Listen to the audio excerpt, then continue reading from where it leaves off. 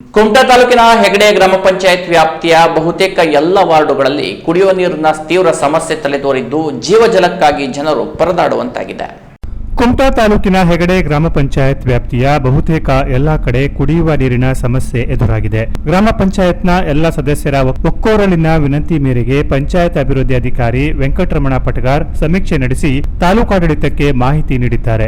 ಈಗಾಗಲೇ ತಹಶೀಲ್ದಾರ್ ಶ್ರೀಕೃಷ್ಣ ಕಾಮಕರ್ ಅವರು ಜಿಲ್ಲಾಡಳಿತ ಸೂಚನೆ ಮೇರೆಗೆ ಜನರಿಗೆ ನೀರಿನ ತೊಂದರೆ ಉಂಟಾಗದಂತೆ ಕ್ರಮ ಕೈಗೊಳ್ಳಲಾಗುವುದು ಎಂದು ತಿಳಿಸಿದ್ದಾರೆ.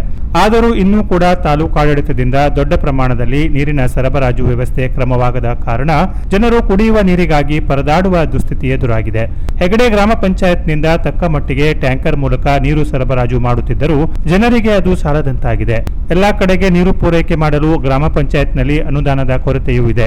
ತಾಲೂಕು ಪಂಚಾಯತ್ನಿಂದ ಮತ್ತು ತಹಶೀಲ್ದಾರ್ ಕಚೇರಿಯಿಂದ ಹೆಚ್ಚಿನ ಸಹಾಯ ಸಿಕ್ಕರೆ ಸಮರ್ಪಕ ನೀರಿನ ಪೂರೈಕೆಗೆ ಅನುಕೂಲವಾಗುತ್ತದೆ ಎಂಬುದು ಗ್ರಾಮ ಪಂಚಾಯತ್ ಅಧಿಕಾರಿಗಳ ಮಾತಾಗಿದೆ. ಈ ಬಗ್ಗೆ ಪ್ರತಿಕ್ರಿಯಿಸಿದ ಹೆಗಡೆ ಗ್ರಾಮ ಪಂಚಾಯತ್ ಪಿಡಿಒ ವೆಂಕಟರಮಣ ಪಟಗಾರ್ ಅವರು ತಾಲೂಕಾಡಳಿತ ಹಾಗೂ ಮೇಲಾಧಿಕಾರಿಗಳಿಂದ ನೀರಿನ ಸರಬರಾಜು ಬಗ್ಗೆ ಸೂಚನೆ ಬಂದಿರುವುದರಿಂದ ತಾರಿಬಾಗಿಲು, ಅಂಬಿಗರಕೇರಿ, ಹಳಗೇರಿ, ಗಾಂಧಿನಗರ ಭಾಗಕ್ಕೆ 1,000 ಲೀಟರ್ ಟ್ಯಾಂಕ್ ಮೂಲಕ ಪ್ರತಿದಿನ 10,000 ಲೀಟರ್ ನೀರನ್ನ ಸರಬರಾಜು ಮಾಡಲಾಗುತ್ತಿದ್ದು ಜನರಿಗೆ ಅದು ಸಾಕಾಗುತ್ತಿಲ್ಲ. ಮುಂದಿನ ದಿನಗಳಲ್ಲಿ ಇತರೆ ಕಡೆಗಳಲ್ಲಿ ನೀರಿನ ಅವಶ್ಯಕತೆ ಬರುತ್ತದೆ. ಮುಂದಿನ 2 ತಿಂಗಳು ಯಾವ ರೀತಿ ನೀರಿನ ತೊಂದರೆ ನಿವಾರಿಸೋಕೆ ಸಾಧ್ಯ ಎಂದು ರೂಪುರೇಷೆ ತಯಾರಿಸಬೇಕಿದೆ. ಇನ್ನು ದಿನ ಕಳೆದಂತೆ ಹೆಚ್ಚಿನ ಪೂರೈಕೆ ಮಾಡಬೇಕಾಗಿರುವುದರಿಂದ ಮೇಲಾಧಿಕಾರಿಗಳ ಆದೇಶಕ್ಕೆ ಕಾಯ್ತಾ ಇದ್ದೇವೆ ಎಂದು ತಿಳಿಸಿದ್ದಾರೆ. ಹಾಗೂ ಗ್ರಾಮ ಪಂಚಾಯತ್ನ ಅಧ್ಯಕ್ಷರು, ಸದಸ್ಯರು ಕೂಡ ತಾಲೂಕಾಡಳಿತ ಹಾಗೂ ಜಿಲ್ಲಾಡಳಿತಕ್ಕೆ ಹೆಚ್ಚಿನ ನೀರಿನ ಪೂರೈಕೆ ಬಗ್ಗೆ ವಿನಂತಿಸಿದ್ದಾರೆ.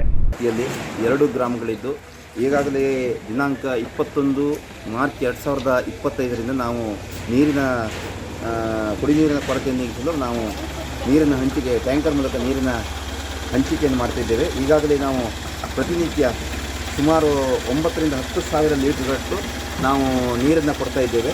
ಸಾರ್ವಜನಿಕರಿಗೆ ಕುಡಿಯುವ ನೀರಿನ ಹಿತದೃಷ್ಟಿಯಿಂದ ತಾಲೂಕಾಡಳಿತ ಮತ್ತು ತಾಲೂಕು ಪಂಚಾಯತ್ ನಿರ್ದೇಶನ ಮೇರೆಗೆ ನಾವು ನೀರು ಕೊಡ್ತಾ ಇದ್ದೇವೆ. ಅದಾಗಿಯೂ ಕೂಡ ಈಗ ಅದಕ್ಕೆ ಸಂಬಂಧಪಟ್ಟಂತೆ ಜಿಲ್ಲಾಧಿಕಾರಿಗಳ ಆದೇಶ ಕೂಡ ಯಾವುದೇ ತೊಂದರೆ ಆಗಬಾರದು ಅಂತ ಬಂದಿದೆ. ಇನ್ನೂ ಕೂಡ ನಾವು ನೀರಿನ ಹಂಚಿಕೆಯನ್ನು ಯಾವ ರೀತಿ ಮಾಡಬೇಕು ಅದರ ಟೆಂಡರ್ ಮಾಡಿ ನಾವು ಮಾಡಬೇಕಂತ ನಿರ್ಧಾರ ಮಾಡಿದ್ದೇವೆ. ಅದಕ್ಕೆ ಮೇಲಾಧಿಕಾರಿಗಳ ಆದೇಶವನ್ನು ನಾವು ಕಾಯ್ತಾ ಇದ್ದೇವೆ. ಅದಾಗಿ ಕೂಡ ಸಾರ್ವಜನಿಕ ಹಿತದೃಷ್ಟಿಯಿಂದ ನೀರು ಕೊಡೋದನ್ನು ನಾವು ಮುಂದುವರಿಸ್ತಿದ್ದೇವೆ. ಮತ್ತು ನೀರಿನ ಲಭ್ಯತೆ ಪ್ರಮಾಣ ಮತ್ತು ಬಾವಿಯೆಲ್ಲ ನೀರಿನ ಸ್ಕ್ಯಾರ್ಸಿಟಿ ಕಡಿಮೆಯಾಗಿದೆ. ಅದನ್ನು ಕೂಡ ತಾಲೂಕಾಡಳಿತ ಗಮನಕ್ಕೆ ತರಲಾಗಿದೆ.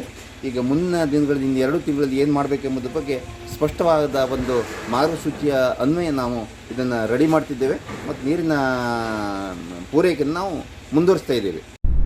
Canara plus news Kumta.